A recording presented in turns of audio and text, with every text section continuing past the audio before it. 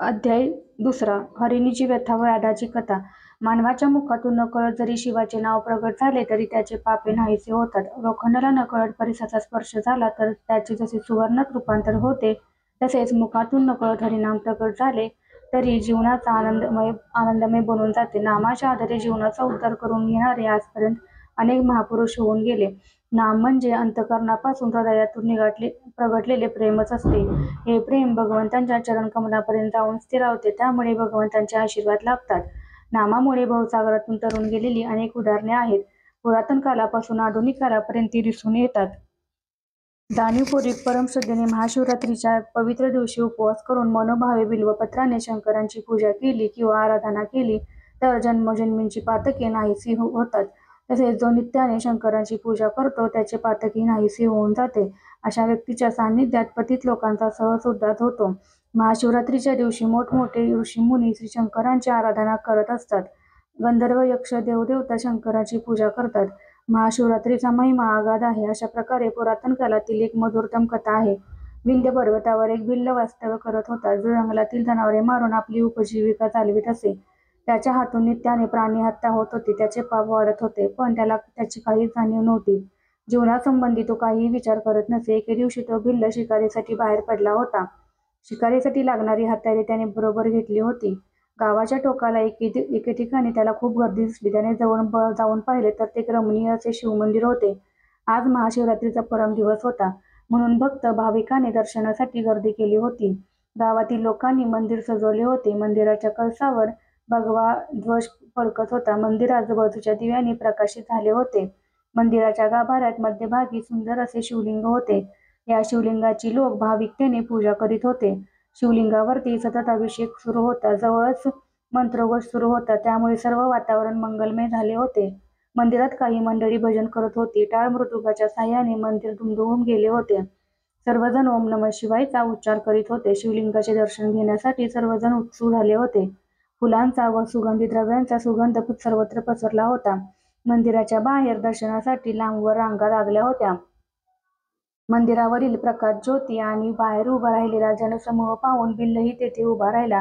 भिल्लाला क्षणभर तेथे काय चालले हे कळेना. आज महाशिवरात्र असल्याची त्याला माहिती नव्हती. दगडाच्या देवाला लोक का पुजतात याचा प्रश्न त्याच्या मनात निर्माण झाला. हर हर महादेवचा जय जयकार लोक का करत आहेत हेही त्याला कळेना.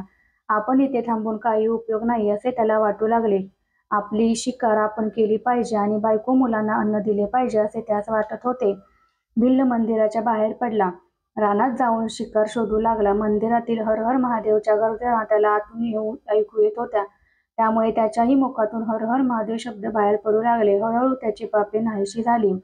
नामामुळे त्याचे हृदय पवित्र बनू लागले. आतील बदल त्याला काही प्रमाणात जाणवू लागला. भिल्ल चालत होता, पण शिकार मिळत नव्हती. हळूहळू सूर्य मावळू लागला. अंधकाराचे साम्राज्य वाढू लागले. समोरचे काही दिसेनासे झाले. भिल्लाला मोठ्या अंतरावर एक सरोवर दृष्टीस पडले. सरोवराच्या काठावर मोठमोठे बिल्ववृक्ष होते. या सरोवरात पाणी पिण्यासाठी एकदा जनावर येईल व आपणास सहज शिकार करता येईल असा विचार करून भिल्ल बिल्ववृक्षाच्या झाडावर चढून बसला. आपल्या शिकारीची तो वाट पाहत बसला होता व समोर येणारी बिल्व पाने तोडून तो खाली टाकत होता. तो ज्या झाडावर बसला होता त्या झाडाखाली महादेवांची एक पिंड होती. भिल्लाला याची जाणीव नव्हती. त्याच्या हातून बिल्वपत्रांचा वर्षाव त्या पिंडीवर होत होता. भिल्लाच्या मनातील हर हर महादेवचा घोष घुमत होता व त्याच्या मुखातून तोच घोष प्रकट होत होता. नकळत भिल्लाच्या हातून पुण्याई वाढत होती.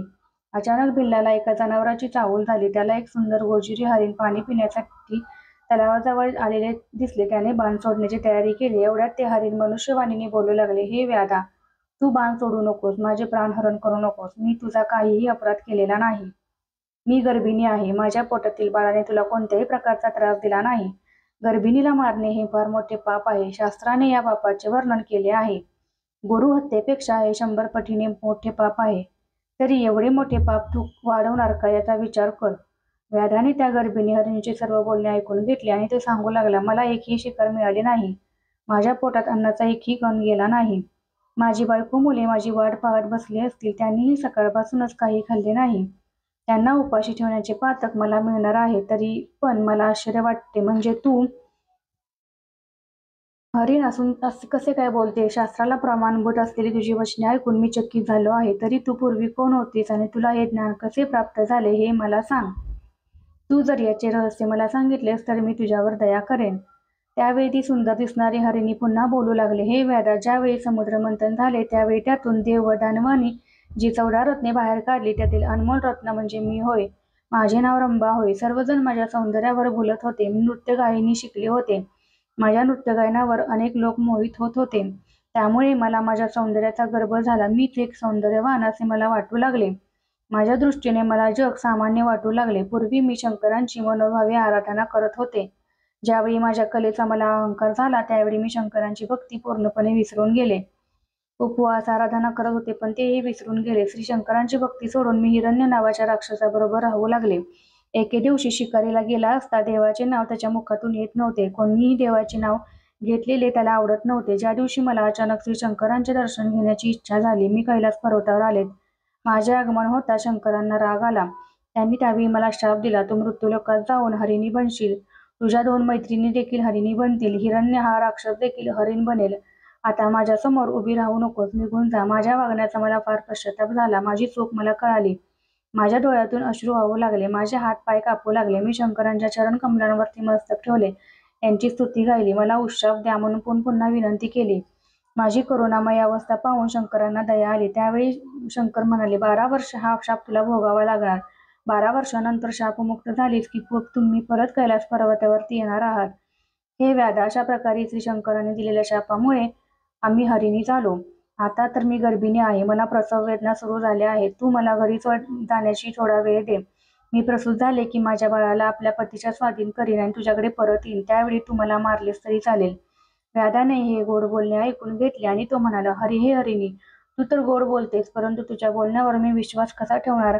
एकदा तू येथून निघून गेलीस तर उद्या पुन्हा येऊ शकणार नाहीस. प्रत्येकाला आपला जीव प्यारा असतो. मृत्यूसाठी कोणी तयार नसतो. जर तुला जावयाचे असेल तर परत येण्याची शपथ घेऊन तू जावे. हरिणीने थोडा वेळ विचार केला आणि ती म्हणाली, हे व्याधा, मी शपथ घेत आहे. तू काही चिंता करू नकोस. ब्राह्मण कुळात जो जन्म घेतो परंतु वेदांताचा अभ्यास मनापासून करत नाही, त्याचे आचरण करत नाही, त्याचा प्रसार करत नाही, जो रोज पवित्र स्नान करून संध्या करत नाही, आपणास प्राप्त झालेली विद्या दुसऱ्यास देताना जो अडवून द्रव्य घेतो, ज्याला ईश्वराचे नामस्मरण आवडत नाही, जो सतत आपल्या प्रपंचातच रममाण झालेला असतो, अशा प्रकारच्या अधर्माने वागणाऱ्या गोष्टीतून निर्माण होणारे पाप मलाही लागेल. जो कोणी देश, काळ, पात्र पाहून दान करावयास तयार झालेला असतो, त्याला त्या सात्विक कर्मापासून परावृत्त करतो. आपल्या सद्गुरूंची सेवा न करता जो त्यांची निंदा करत असतो, समाजातील सात्विक सज्जन माणसांची जो सतत निंदा करतो, जो कोणत्याही प्रकारचे धर्माचे मर्म जाणत नाही, जो कोणाला काही खोटे सांगून समाजात सदैव भांडणे वाढवत असतो, अशामुळे जे काही पाप वाढत असते ते सर्व मला लागेल. जो दुसऱ्याच्या हृदयाचे वर्म जाणतो व त्यावरती आघात करतो, तो पुढील जन्मी कावळा होतो. दुसऱ्याच्या गायी चोरून आणणारे कमी वर्ष जगतात. जो राजा आपल्या प्रजेचे हित न पाहता कोणत्या तरी कारणाने राजाला सारखा प्रजेला छळत असतो, तो पुढील जन्मी वाघ अथवा साप बनतो. जो साधूचा कोणत्याही प्रकारचा छळ करतो त्याला त्याचा वंश नाश पावत असतो. घरात लक्ष न देणारी सर्व वस्तू व्यवस्थित असताना सुद्धा जी उत्तम प्रकारे स्वयंपाक करून प्रेमाने पतीला भोजन वाढत नाही, व्रतवैकल्ये वरवर करायची म्हणून करून जी खऱ्या मनाने पतीशी वागत नाही, ती स्त्री पुढील जन्मी वटवाघूळ बनत असते. पतीशी अतिशय प्रामाणिकपणे वागणे हा पत्नीचा धर्म आहे, परंतु जी स्त्री पतीची निंदा करते ती पुढील जन्मी दासी बनत असते. तसेच जे सेवक आपल्या मालकाची सेवा करत नाहीत आणि उलट मालकाचा विश्वासघात करतात, त्यांना पुढील जन्म श्वानाचा प्राप्त होत असतो. तसेच जो मालक आपल्या नोकरांशी चांगला वागत नाही, त्याला पुढील जन्मी भीक मागावी लागते. ज्या स्त्रिया भोजन बनविताना चोरून खातात त्यांना पुढील जन्म मांजराच्या जन्माला प्राप्त होतो. अतिथींचा ज्या मान सन्मान करत नाही त्या स्त्रियांना पुढील जन्मी संतानाची प्राप्ती होत नाही. आई वडिलांची आज्ञा पालन करत नाहीत, उलट त्यांना अपशब्द बोलतात, त्यांना पुढील जन्म माकडाचा प्राप्त होतो. हे व्याधा, अनेक प्रकारची पापे तुला सांगितली. आता मी जर घरी जाऊन परत आले नाही तर ही सर्व प्रकारची पापे मला लागतील, अशी मी शपथ घेते. आता मला घरी परत जाण्याची परवानगी दे. हरिणीने अंतःकरणापासून घेतलेली शपथ व्याधाला पटली आणि व्याधाने हरिणीला घरी जाण्याची परवानगी दिली. हरिणीला समाधान लाभले. तिने व्याधाला श्री शंकर प्रसन्न होतील असा आशीर्वाद दिला आणि ती घरी निघून गेली. आता व्याध एकटा झाडावर बसला होता. वेळ जावा म्हणून तो बिल्वदले उजव्या हाताने खोडून खाली टाकत होता. मंदिरातील हर हर महादेव शब्द त्याच्या हृदय राऊळात सदैव घुमत होते. व्याधाचे पाप हळूहळू कमी होऊ लागले. व्याधाला अचानक पुन्हा एका जनावराची चाहूल लागली. त्याने बाण सोडण्याची तयारी केली. त्या दिवशी त्या ठिकाणी दुसरी हरिणी पाणी पिण्यासाठी आले. तिने व्याधाला पाहिले आणि ती म्हणाली, थांब, मला आत्ताच बाण मारू नकोस. माझ्या मनात पतीच्या सहवासाची इच्छा तीव्रपणे निर्माण झालेली आहे. मला पतीला भेटावयास जाऊ दे. ते आत्ता भेटून आले. व्याधाने याही हरिणीचे बोलणे ऐकून घेतले. तो म्हणाला, तू घरी जाऊन पतीला भेटून ये, परंतु जाण्यापूर्वी शपथ घे. तुला धर्मशास्त्राची माहिती आहे काय? हरिणी बोलू लागली, पवित्र स्थळे जो नष्ट करतो त्याला मोठे पाप लागते. ते पाप मी परत आले नाही तर लागेल. जो शक्तिशाली लढवय्या असून देखील युद्धातून पळून जातो, जो वेदांताची सदैव निंदा करीत असतो, जो पवित्र धर्मग्रंथाची निंदा करतो, ज्याच्या हृदयात ऋषी, मुनी, संत, महंत यांच्याबद्दल द्वेष भरलेला असतो, देवदेवतांबद्दल ज्याच्या मनात अंधश्रद्धा भरलेली असते, त्याला मोठे पाप लागत असते. मी जर परत आले नाही तरी सर्व पापे मला लागतील. जे पुत्र व पुत्रवधू यांना छळत असतात ते पुढील जन्मी कुरूप होतात. जे बंधू आपापसात सदैव भांडत असतात त्यांना पुढील जन्म माशांचा लाभत असतो. जे गुरूंची सदैव निंदा करतात त्यांची संपत्ती नष्ट होत असते. जे चोरी लबाडी करतात त्यांना पुढील जन्मी दारिद्र्य प्राप्त होत असते. जे वरून साधुत्व दाखवतात आणि आतून वाईट वागतात त्यांना पुढले जन्म अपार दुःख भोगावे लागते. स्वतःच्या कन्येची विक्री करून संपत्ती मिळवण्याचा जो प्रयत्न करत असतो त्याला हिंस्र पशूचा जन्म प्राप्त होत असतो. विद्वानांना जो त्रास देतो तो पुढील जन्मी ब्रह्मराक्षस होत असतो. जो खोटी साक्ष देत असतो त्याचे पितर नरकात जात असतात. जो 2 स्त्रियांशी विवाह करतो त्याला पुढील जन्म गोचिडाचा प्राप्त होत असतो. जो आपल्या राजाच्या राज्याची निंदा करतो, द्वेष करतो, त्याला भोजन जात नाही. लहान लहान मुलांना पळवून जो दुसरीकडे विकतो त्याला मोठे रोग होतात. जो देवालयाची तोडफोड करतो त्याचे हातपाय मोडून जातात. जो प्रपंचाकडे दुर्लक्ष करून स्वतः चैन करतो त्याला अनेक प्रकारचे रोग होतात. जो कोणालाही कोणत्याही प्रकारचे दान करत नाही त्याला पुढील जन्मी अन्न मिळत नाही. जो परमपवित्र कथा कीर्तन श्रवण करत नाही तो कानाने बहिरा होतो. जो गायीचा वध करतो त्याला पत्नीकडून अनेक प्रकारचा त्रास सोसावा लागतो. मुख्य जनावरांना जो त्रास देतो त्याची मुले बाळे पुढील जन्मी मुख्य होतात. हे व्याधा, असे कितीतरी प्रकारचे पापे आहेत. मी दिलेला शब्द पाळला नाही आणि तुझ्याकडे परत आले नाही तरी सर्व पापे मला लागतील, असे मी तुला शपथपूर्वक सांगतो. हरिणीचे कारुण्यपूर्ण बोलणे ऐकून व्याधाने तिला जाण्याची परवानगी दिली. त्या हरिणीला अतिशय आनंद झाला. थोड्या वेळाने त्या ठिकाणी आणखीन एक हरिण आले. व्याध बाण मारण्यास तयार झाला त्यावेळी ते हरिण म्हणाले, हे व्याधा, माझ्या 2 स्त्रिया पतिव्रता आहेत. त्यांना मी विचारून परत येईन. त्यानंतर तू मला मार. मी शपथ घेऊन जाण्यास तयार आहे. कीर्तनकार कीर्तन करत असताना ज्याच्यामध्ये मुद्दाम जो अडथळा आणतो त्याचा वंशवेल कधीच वाढत नाही. जे भाविक यात्रेला निघालेले असतात त्यांची जो चोरी करतो त्याला अनेक नरक यातना भोगाव्या लागतात. जो देवाच्या मूर्तीची तोडफोड करतो तो अनेक प्रकारचे किडे बनून जातो. जो आपल्या मित्राचा विश्वासघात करतो, ज्या आई वडिलांनी जन्म दिला त्यांची हत्या करतो, गुरूंच्या जीवनात अनेक प्रकारची संकटे निर्माण करतो त्याला अनेक प्रकारच्या यातना भोगाव्या लागतात. जो शिवाचे भजन कीर्तन ऐकताना कंटाळून जातो, शिवाचे पूजन कधी करत नाही, त्यांच्या कानांना अनेक प्रकारचे रोग होतात. अशा प्रकारे अनेक प्रकारचे पापे मला लागतील. मी परत आलो नाही तरी सर्व दुःखे मला भोगावी लागतील. माझ्या पतिव्रता पत्नी माझी वाट बघत बसल्या असतील. आता तरी मला जाऊ दे, हे मी निश्चितपूर्वक परत येईन. हरिणी जे बोलणे ऐकून व्याधाच्या मनामध्ये करुणा निर्माण झाली. त्याच्या मुखातून शंकराचा नामघोष सुरू झाला. त्याने त्या हरणाला घरी जाण्यास परवानगी दिली. झाडावर बसून तो हरणांची वाट बघत होता. शिवरात्रीचा पवित्र दिवस होता. व्याधाचा पूर्ण उपवास झाला होता. बेलाचे पाणी तोडून तो खाली टाकत होता. त्या सहज घडणाऱ्या कृत्यातून त्याच्या अनंत जन्माचे पाप नाहीसे होऊ लागले होते. बघता बघता रात्र संपली. सूर्यनारायणाचा उजेड पसरू लागला. तेवढ्यात आणखीन एक हरीण तिथे आले. तिला समोर व्याध दिसला. ती म्हणाली, हे व्याधा, मला मारू नकोस. माझी छोटी छोटी पाडसे घरात माझी वाट पाहत असतील. ती पाडसे अतिशय लहान आहेत. त्यांना आता काही खाता येत नाही, फक्त ते दूध पितात. मी त्यांना दूध पाजून ताबडतोब परत येते, त्यानंतर तू मला मार. हे बोलणे ऐकून व्याध म्हणाला, तुला मी येथून सोडू शकेल, परंतु तू परत येण्याची शपथ घेतली पाहिजेस. हरिणीने शपथ घेण्याची तयारी दर्शवली. ती म्हणाली, जो गावातील लोकांना छळतो त्याला पुढील जन्म अनेक रोग होतात. जो ब्राह्मणांच्या घरी चोरी करतो त्याचे पूर्वज नरकात जातात. जो आई आणि मुलामध्ये, पती आणि पत्नीमध्ये भांडणे निर्माण करतो, देव ब्राह्मणांचा अपमान करतो, त्यांच्याबद्दल अपशब्द बोलतो, त्याला पुढील जन्मी अनेक प्रकारची दुःख भोगावी लागतात. जो चोरी करतो त्याला अनेक प्रकारचे डोळ्यांचे आजार होतात. जे लोकांचे ग्रंथ चोरून नेत असतात ते मुकी होत असतात. ज्यांच्या अंतःकरणात अनेक प्रकारचा गर्व असतो त्याला रेड्याचा जन्म प्राप्त होत असतो.